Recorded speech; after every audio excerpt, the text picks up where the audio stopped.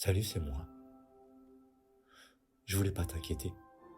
Juste laisser un souffle, quelque part, où ça ne s'effacera pas tout de suite. Tu sais, parfois j'ai l'impression que j'ai raté une indication. Un petit panneau, même discret, qui aurait dû me dire « Respire, c'est par là. T'inquiète pas, tout va bien. » Mais j'ai rien vu. Même pas un truc qui clignote. Ça devient urgent, là. J'ai besoin d'air. Alors je marche, un peu au hasard. Je cherche mon chemin, putain. Et puis il y a ce poids, chargé de mélancolie qui s'est invité chez moi.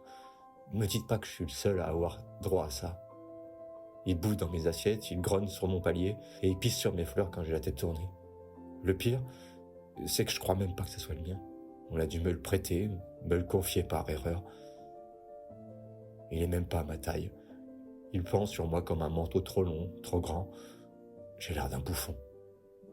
Peut-être qu'un jour, au bureau des solitudes, quelqu'un s'est trompé de dossier. Ils ont cru que j'étais deux, ils m'ont doublé la dose. Mais bon, si quelque part il y a un guichet où on peut rendre ce qu'on ne sait plus porter, j'aimerais bien l'adresse. Un service client du mal existé.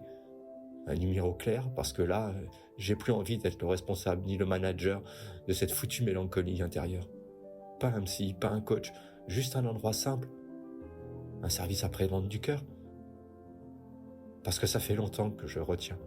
Des mois peut-être, même plus. Et pourtant, je sens que ça tangue à l'intérieur. Mes larmes doivent s'être perdues entre mes rêves et mes regrets. Mais quand j'ai voulu revenir en arrière, on m'a dit non.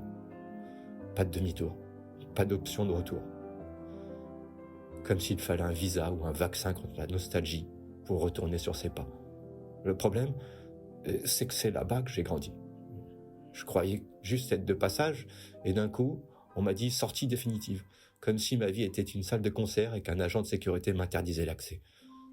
Mais de l'autre côté, j'ai laissé des projets, des promesses, et même quelques visages aimés. Je voudrais juste les prévenir, leur dire que je reviendrai pas. Tu sais, je suis parti comme si je sortais fumer une clope. J'ai pas vu le panneau stop. Si j'avais su, j'aurais ralenti l'allure, j'aurais traîné encore 5 minutes, j'aurais décroché cet appel, j'aurais dit je t'aime plus fort. J'aurais pris plus de souvenirs, moins de raisons de partir. Voilà. C'est confus. Mais c'est sorti. Je voulais pas garder tout ça.